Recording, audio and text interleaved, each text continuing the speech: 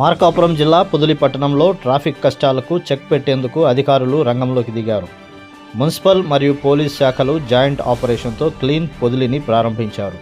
ఎవరైనా నిబంధనలు అతిక్రమిస్తే జరిమానాలతో పాటు ఆక్రమణ తొలగిస్తామని కమిషనర్ మారుతీరావు మరియు సిఐ రాజేష్ కుమార్ హెచ్చరించారు. పొదిలి పట్టణంలో నిత్యం ట్రాఫిక్ సమస్యపై సిఐ రాజేష్ కుమార్ మరియు మున్సిపల్ కమిషనర్ మారుతీరావు ప్రత్యేక దృష్టి సారించారు. ప్రధాన రహదారిలో దుకాణాల వద్ద పరిశీలించారు. ఈరోజు మన పట్టణ సిఐ గారితో కలిసి గత 4 నెలల నుండి తొలగించిన ఆక్రమణను పరిశీలించడం జరిగినది. మరలా కొంతమంది ఆక్రమిత ప్లేసులు మళ్ళీ ముందుకు వచ్చి ఆక్రమణ జరుపుతున్నారు. ఈ విషయాన్ని సిఐ గారి దృష్టికి తీసుకెళ్ళడం జరిగింది. సిఐ గారు ఆక్రమించిన ప్రదేశాలను పరిశీలించడం జరిగింది.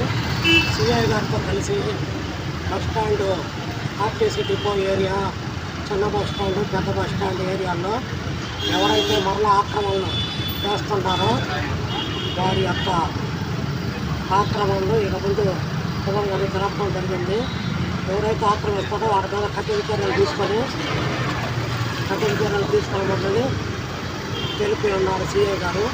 కావున ప్రతి ఒక్కళ్ళు వాళ్ళకు సంబంధించిన ప్రదేశంలో ఉండాలి. రోడ్డు మీదకి వచ్చి వ్యాపారాలు చేయడం ఎన్ని కుదరదు.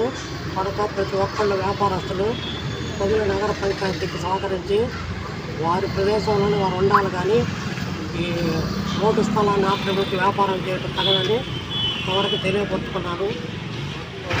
పొదిలి పట్టణంలో మనకి కొత్తూరు బస్టాండ్ ఒకటి, చిన్న బస్టాండ్, పెద్ద బస్టాండ్ ఏరియాల్లో ఎక్కడైతే ఈ ట్రాఫిక్ కన్ఫ్యూషన్గా ఉందో, ఎవరైతే ముందు ఎంక్రోచ్గా వచ్చారో అవన్నీ కూడా మన కమిషనర్ గారితో మొత్తం అన్నీ కూడా పరిశీలించడం జరిగింది. కమిషనర్ గారు కూడా ఏ అయితే ముందుకు వచ్చారో అవన్నీ కూడా నోటిఫై చేయడం జరిగింది.